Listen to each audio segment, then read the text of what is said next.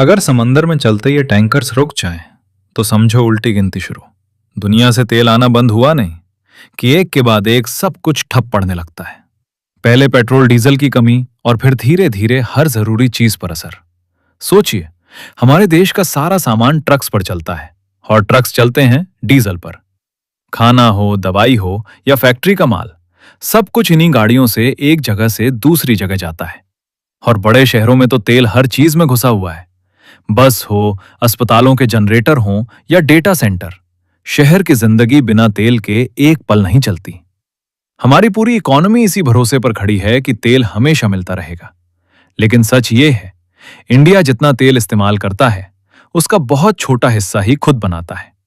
मतलब हमारी जिंदगी एक ऐसी सप्लाई पर टिकी है जो हमारे हाथ में है ही नहीं। जरा ये सोचिए, हमारी जरूरत हर साल बढ़ती जा रही है, लेकिन अपने देश का तेल वहीं का वहीं है। इसीलिए इंडिया को अपनी जरूरत का करीब 85 से 88% तेल बाहर से मंगाना पड़ता है, और यह ज्यादातर तेल आता है समंदर के रास्ते। मिडिल ईस्ट में बड़े बड़े जहाजों में भरा जाता है और अरेबियन सी पार करके इंडिया की रिफाइनरीज तक पहुंचता है। लेकिन इस रास्ते में एक ऐसी जगह आती है जिसका नाम है स्ट्रेट ऑफ हॉर्मूज। ये एक बहुत ही पतला समुद्री रास्ता है जहां से हर वक्त सैकड़ों जहाज गुजरते हैं, और इसके आसपास के इलाके जहां हमेशा तनाव बना रहता है। अगर कभी वहां लड़ाई छिड़ जाए या कोई इस रास्ते को रोक दे, तो सारे टैंकर्स वहीं फंस जाएंगे और इंडिया के बंदरगाहों पर तेल की सप्लाई एकदम से रुक सकती है। यानी हजारों किलोमीटर दूर हुई एक लड़ाई भी हमारे देश को हिला सकती है। इसी खतरे से बचने के लिए सरकार ने एक खास ढाल तैयार की, जिसका नाम है स्ट्रैटेजिक पेट्रोलियम रिजर्व, यानी मुसीबत के वक्त के लिए तेल का एक छुपा हुआ भंडार। इसके पहले फेज में करीब 53 लाख टन तेल रखने की योजना बनी, जिस पर हजारों करोड़ रुपए लगे। ये भंडार बनाए गए 3 जगहों पर: विशाखापत्तनम, मैंगलोर और पादुर, तीनों ही बड़ी रिफाइनरीज के पास। और इसकी शुरुआत हुई विशाखापत्तनम से, जहां सबसे पहला भंडार तैयार किया गया। ये कोई आम जगह नहीं है, ये देश की सुरक्षा की तिजोरियां हैं। इनका काम है बाहर का झटका खुद झेल लेना, ताकि देश की गाड़ी चलती रहे जब तक कोई दूसरा रास्ता ना निकल आए।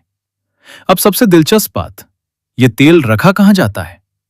जमीन के ऊपर बड़े बड़े टैंक बनाने के बजाय इंजीनियर्स ने पहाड़ी चट्टानों के अंदर बहुत गहराई में बड़ी बड़ी गुफाएं खोदी, और इन्हीं गुफाओं में तेल रखा जाता है। लेकिन सवाल यह है, बिना टैंक के तेल इन गुफाओं में टिकता कैसे है? इसका जवाब है पानी। ये गुफाएं जमीन के पानी से भी नीचे होती हैं। चारों तरफ की चट्टानें पानी से भरी रहती हैं, और यही पानी बाहर से दबाव डालकर तेल को अंदर ही रोके रखता है। क्योंकि तेल और पानी कभी आपस में मिलते नहीं, तो बाहर के पानी का दबाव तेल को चट्टान की दरारों से बाहर निकलने ही नहीं देता। इस तरीके से वो तेल एक ऐसी तिजोरी में बंद रहता है जो ऊपर लगी आग से भी सुरक्षित है, खराब मौसम से भी और किसी हमले से भी। अब इसका असली फायदा देखिए। पहले फेज का तेल इंडिया को करीब 9.5 दिन तक चला सकता है, और दूसरा फेज इसमें 12 दिन और जोड़ देता है, यानी कुल मिलाकर 3 हफ्ते से भी ज्यादा का सहारा। और यह भंडार सिर्फ मुसीबत के लिए नहीं है। जब दुनिया में तेल सस्ता होता है, तब सरकार सस्ता तेल खरीदकर यहां भर लेती है, ताकि बाद में जब दाम बढ़ें तो झटका कम लगे।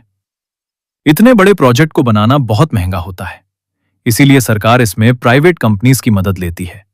जैसे यूएई की कंपनी एडनोक को कुछ जगह किराए पर दे दी जाती है। इससे खर्च भी कम हो जाता है, और मुसीबत के वक्त पहला हक इंडिया का ही रहता है। मतलब ये भंडार सिर्फ तेल नहीं, एक समझदारी भरा आर्थिक हथियार भी है, जो दुनिया के उतार चढ़ाव से हमारी इकोनॉमी को बचाता है। लेकिन इंजीनियरिंग चाहे कितनी भी कमाल की हो, सच ये है कि ये भंडार सिर्फ कुछ हफ्तों का सहारा है, कोई पक्का इलाज नहीं।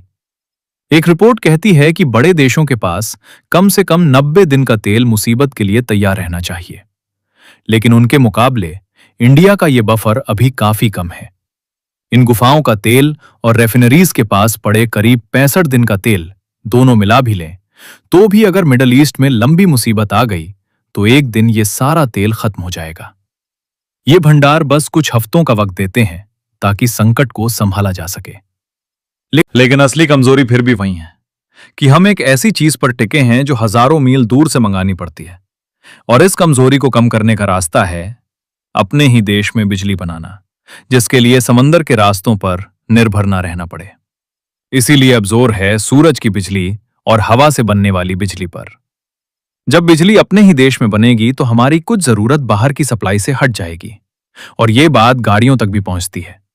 जितनी ज्यादा इलेक्ट्रिक गाड़ियां सड़कों पर आएंगी, उतना ही कम डीजल लगेगा हमारे ट्रांसपोर्ट को चलाने में। इसी वजह से ये पूरा बदलाव सिर्फ एनवायरनमेंट के लिए नहीं, देश की असली आजादी के लिए है।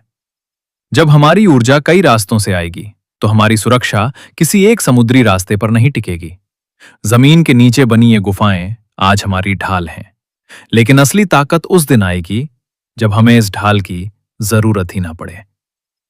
डेटा के अंदर की असली कहानी, डेटा डेप्थ।